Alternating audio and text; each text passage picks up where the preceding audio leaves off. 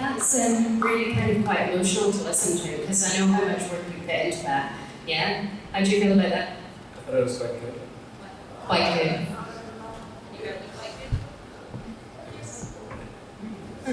I find that really absolutely beautiful. Thank you guys for that. That was amazing. And do you have any comments for Jason on how he could possibly make that piece better, or what do you think about the piece? Very bright sounding, joyful piece in D major, it's moved throughout, and translates very directly, so he achieved that obviously with the melodies and the harmony. The pizzicato passage, which came in the middle, was a joy, because saying one of the earlier classes, we spent most of our time playing with the bow, and a little bit of the time playing with the pizzicato, but there you go, single passage. So that was the highlight for me. Actually, this one is the only piece that gives the melody line to cello. Okay, that nice melody. Do you often get the melody? Thank you. Okay, now we've gone from our oldest student to our youngest, Max, in year 7. And can you come up and tell us about your piece? I mean, I'm just a beginner at writing songs, so I didn't have any inspiration at all. But I hope you like it. Okay, give her a round of applause.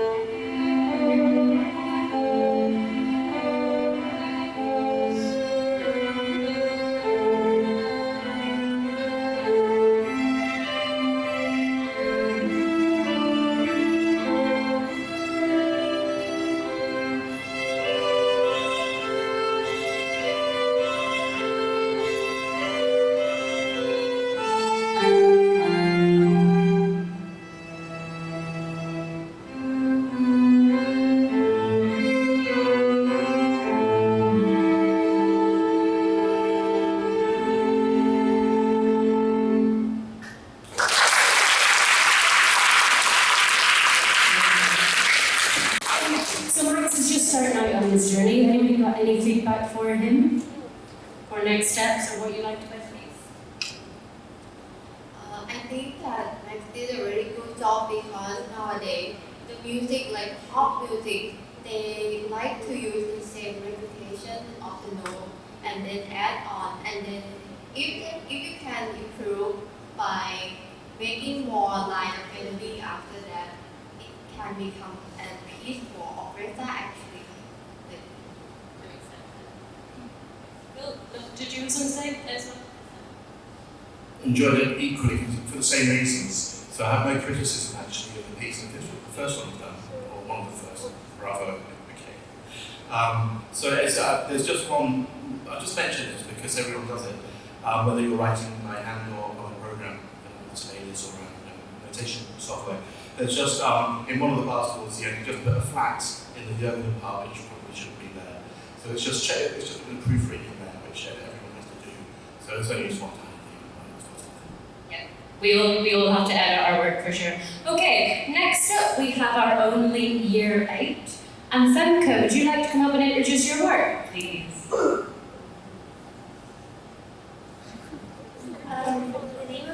piece is Stellingsverslingen, which translates from Dutch to Muslims, because the different sections and tempos of the piece, which can reflect on mood changes.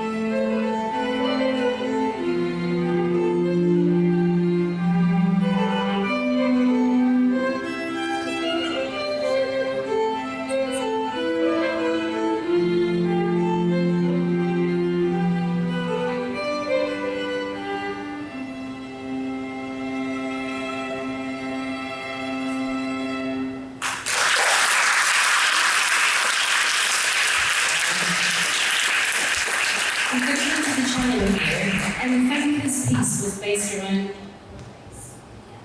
Femke's piece for the cello? Nice. Yes, and the rhythm is very cool, I think.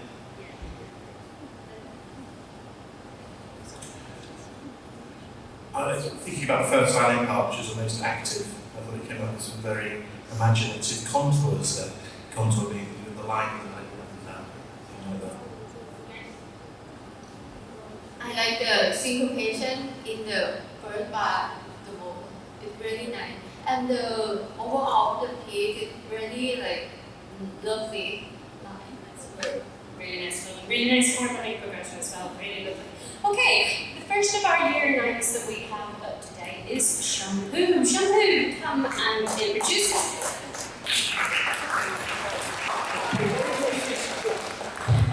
So the piece that I made was inspired by those rhythm games, and I feel like I did really good at this note flight because the last time I used note flight was when I was in year 6 online school, online learning, and I skipped every music class got a grade 3. And this one I put so much effort into it, so I hope you guys like it.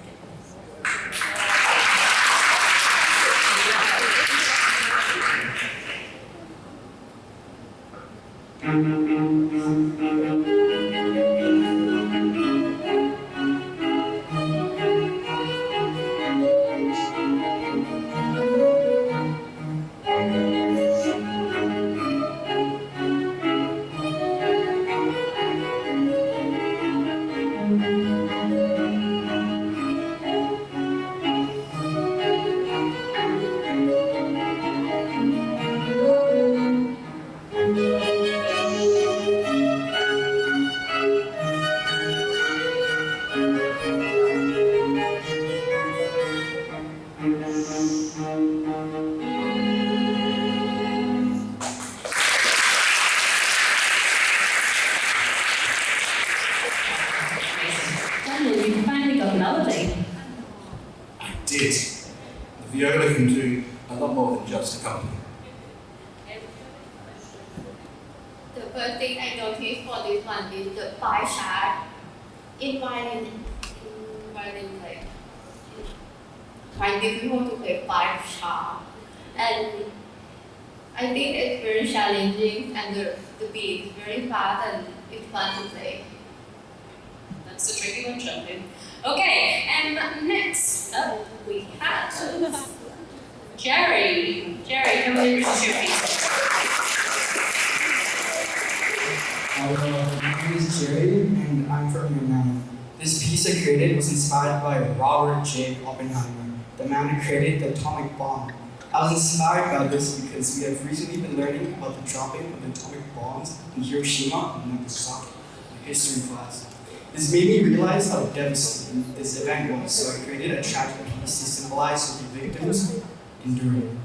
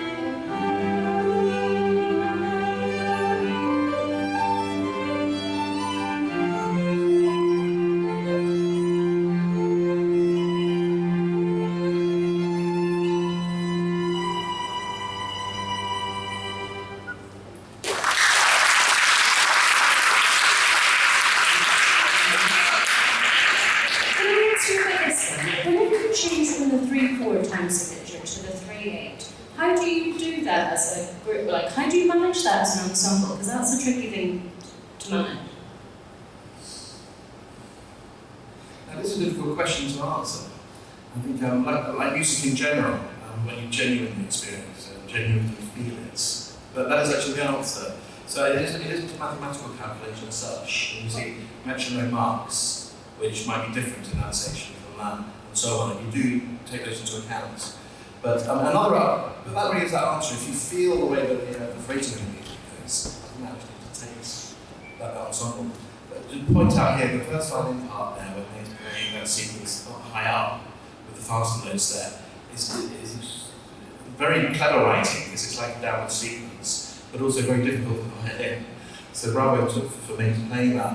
But part of the difficulty there is actually placing the first note. So it's not a case of a computer program would literally play it on a click. With an instrument like the violin and any other instrument, you've got to really take into account how a musician gets to a note and the timing of it. So those are related. So May, if you were going to do a rewrite on this, would you change that first note? Because that's obviously very difficult to pitch. Like, what could Jerry do to make that slightly easier for you as a musician? I think that maybe he could try to use like from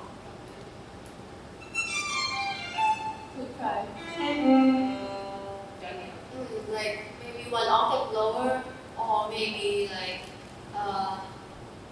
from changing the fast note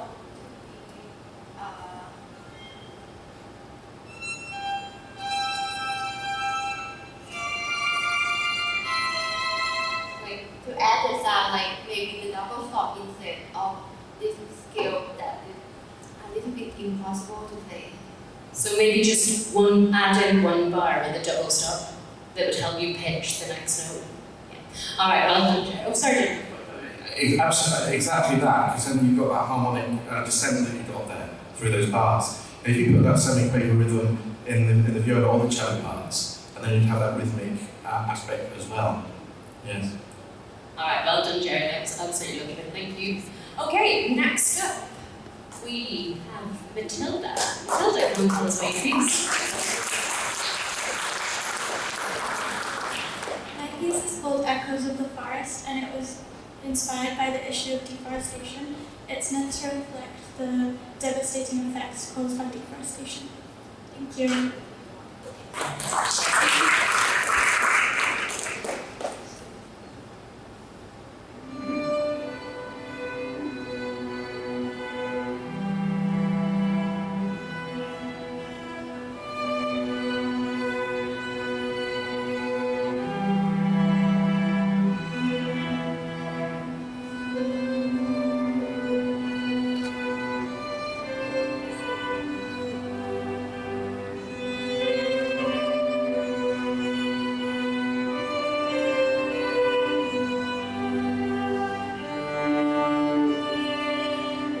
So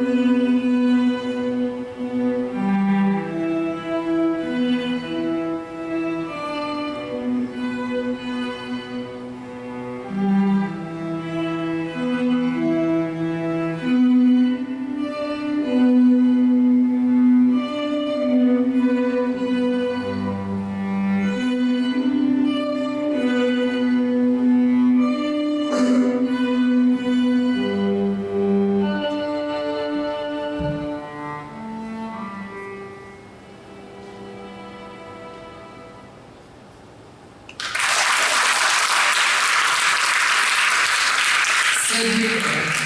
Thank you, Natalie. And any feedback for Tony on that one? Anybody want to take this one? Okay?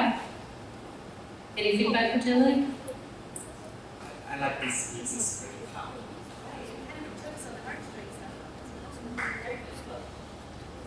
I think the fact repetitive is a very good thing here.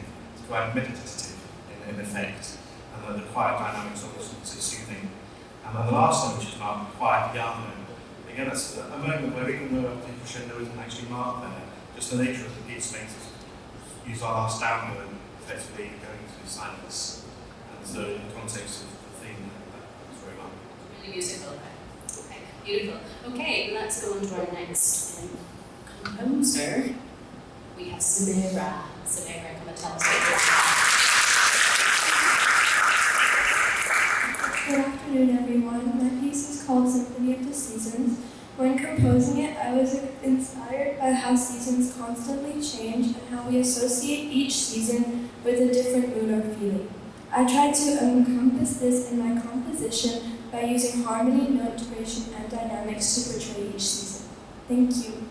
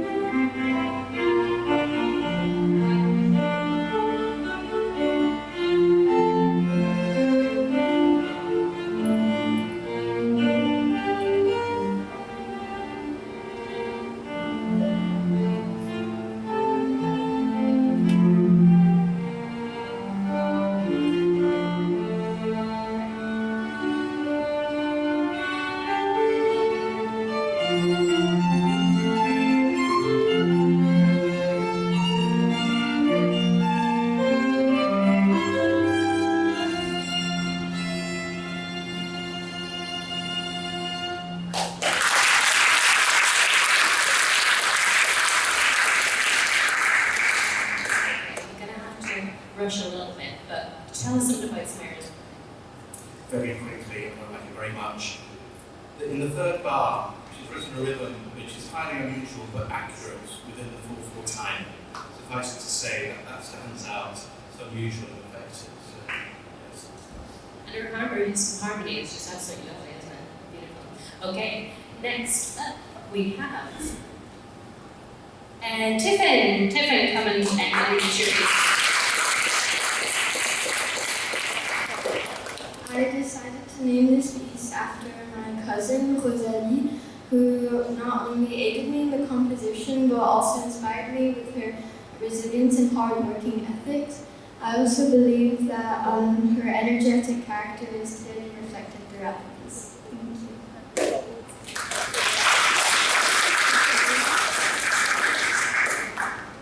Thank you.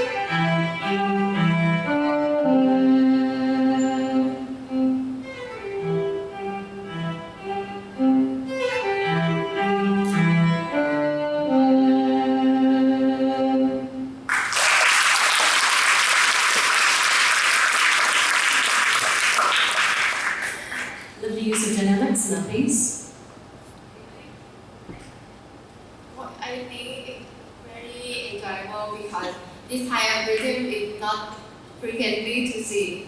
I think it's quite like fascinating to see this kind of rhythm. There are 2 or 3 rhythms that are like that. The one which you do da da da da, the first line. It's the rhythm usually the fast notes. Those would be an upbeat. You would have da da da da, and then it comes on the downbeat da da da da. Yes, and so it gives that particular character, very defined. It would work. Okay, and I think we're on our last one now. We have, yes, we're on our last one, and that's Yuben. Yuben, come and tell us your case. Hello, I'm Yuben from Year 9 KV. I've composed this piece named Anthem of the Bees. It is a lively and joyful song that captures the essence of a bustling, vibrant bee colony.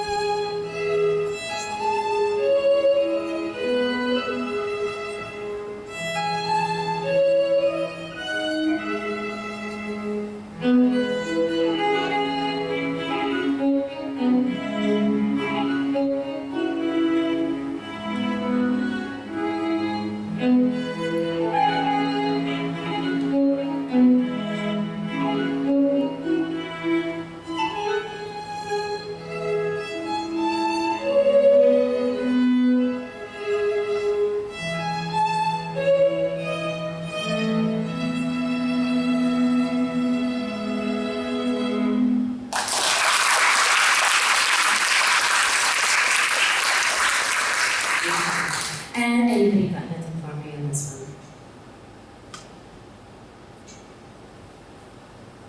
I really like the repetitive of the theme because it's like a B, like this is B1, 2, 3, B4. It's like a group of B's. It's really nice.